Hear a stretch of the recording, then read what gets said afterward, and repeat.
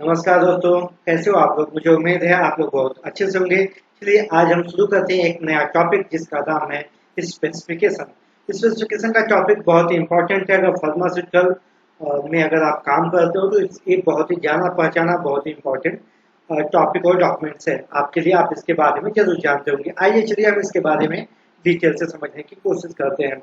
तो किसी जो स्पेसिफिकेशन होता है किसी एपीआई के लिए या उसके इंटरमीडिएट्स के लिए, ये बहुत ही इंपॉर्टेंट डॉक्यूमेंट्स होता है। इसमें सारे जैसे क्वालिटी में क्या क्या होते हैं, क्वालिटी के क्राइटेरिया, आइडेंटिटी, प्योरिटी, पोटेंसी और मॉइस्चर का, इन सारे चीजों के बारे में, मतलब जितने क्रिटिकल क्वालिटी एट्रीब्यूट्स होते हैं उनके बारे में इसमें लिखा जाता है, उसमें इसमें बताया जाता है। अब इसको समझने की कोशिश करते हैं। Understand regulatory requirements. जो स्पेसिफिकेशन बनाया जाता है, स्पेसिफिकेशन का डॉक्यूमेंट बनाया जाता है, वह एफडीए के गाइडलाइंस के द्वारा बनाया जाता है। इसको आईसीएच की गाइडेंस Q6 के अंतर्गत इसको कंसीडर किया जाता है। Q6A जिसमें इस न्यू ड्रग सब्सटेंसेस और प्रोडक्ट के लिए क्या क्या गाइडलाइंस होती हैं, उसको आईसीएच की गाइडेंस Q6A बताता है। यानी कि आईसीएच की गाइडलाइंस और एफडीए को की गाइडलाइंस को फॉलो करते हुए इसको बनाया जाता है। इसमें क्रिटिकल क्वालिटी एट्रीब्यूट्स होते हैं, जैसे आइडेंटिटी यानी उसको कैसे आइडेंटिफाई किया जाता है, उसका पोटेंसी यानी उसका एसे क्या होता है, उसकी इम्प्यूरिटी यानी कि रिलेटेड सब्सटेंस का, रेजिडुअल सॉल्वेंट्स का, इन सब के बारे में। पार्टिकल साइज क्या होते हैं, पॉलीमॉर्फिज्म क्या होते हैं, उसको कौन सा पॉलीमॉर्फ उसका है, माइक्रोबियल क्वालिटी के बारे में, इन सारे चीजों के बारे में स्पेसिफिकेशन में मेंशन किया जाता है। तीसरा, डेवलपमेंट एनालिटिकल मेथड्स, यानी कि इसमें इसके द्वारा क्या होता है, जैसे सीक्यूए यानी डेवलपमेंट रोबस्ट एनालिटिकल मेथड के बारे में बताया जाता है। और क्वालिटी का जो इसका एनालिटिकल मेथड का जो गाइडलाइंस होती है उसके अकॉर्डिंग Q2 का जो पहला रिवीजन है उसके अकॉर्डिंग इसको बनाया जाता है।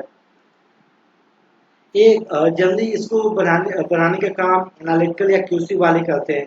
जो इसमें सेट एक्सेप्टेंस क्राइटेरिया उसके बारे में जो क्राइटेरिया उसको यूएसपी, ईपी या जेपी जिसके अकॉर्डिंग काम हो रहा है, जिस रेगुलेटरी के अकॉर्डिंग काम हो रहा है, उसके स्टैंडर्ड को फॉलो किया जाता है। इसके अलावा उसमें हिस्टोरिकल डेटा जैसे कि डेवलपमेंट बैचेस, जो बैच को यानी कि प्रोसेस को डेवलपमेंट के दौरान जो डेटा है, क्लिनिकल ट्रायल्स है, इन सारे के डेटा उसमें रखे जाते हैं, उसके बेस पे इसको बनाया जाता है।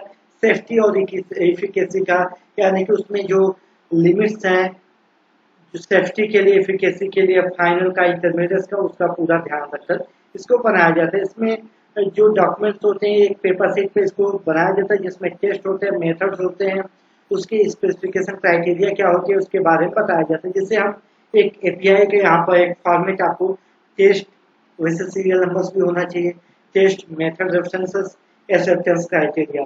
जैसे अपीयरेंस वो कैसा दिख रहा है, तो उसमें विजुअल इंस्पेक्शन आप लिख सकते हैं कि white, of white, pink, blue, जैसा भी दिखता वैसा।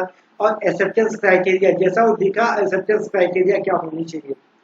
आइडेंटिफिकेशन आइडेंटिफिकेशन मान लो मेथड रेफरेंस का एचपीएलसी आईआरएमएस से है तो कंफर्म है कि नहीं है, क्या है, ऐसे में पोटेंसी कैसी है, कितनी है और कितनी आई हुई है। रिलेटेड सब्सटेंस में क्या क्या उसमें है, NMT.0, टोटल इम्प्योरिटी कितना होता है इसके बारे में।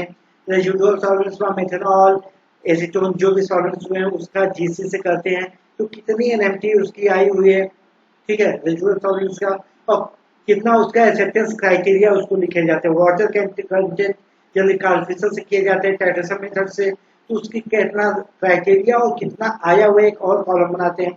हैवी मेटल्स का आरओआई को कैसे उसको आइडेंटिफाई करते हैं, उसकी लिमिट कितनी है और कितना आया हुआ है, इन सारी चीजों को हम स्पेसिफिकेशन में मेंशन करते हैं।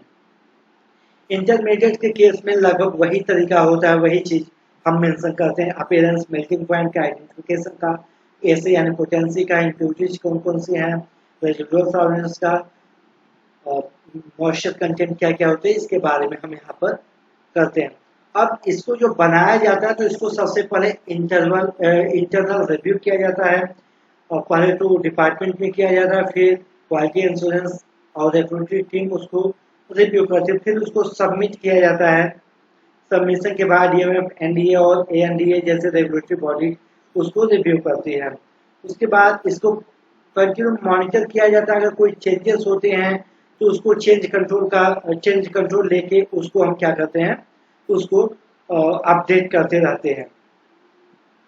और इसको बनाने वाले जो पर्सन होते हैं उसको प्रॉपर स्पेसिफिकेशन का, इन सारी चीज़ों को उसको ट्रेनिंग दी जाती है, समय समय पर इसका इम्प्लीमेंटेशन किया जाता है, इन सारी चीज़ों पर ध्यान दिया जाता है। तो दोस्तों ये रहा स्पेसिफिकेशन के बारे में ब्रीफ में आपके साथ कुछ डॉक्यूमेंट कुछ इंफॉर्मेशन मैंने साझा किया। उम्मीद है आप लोगों को जरूर समझ में आया होगा।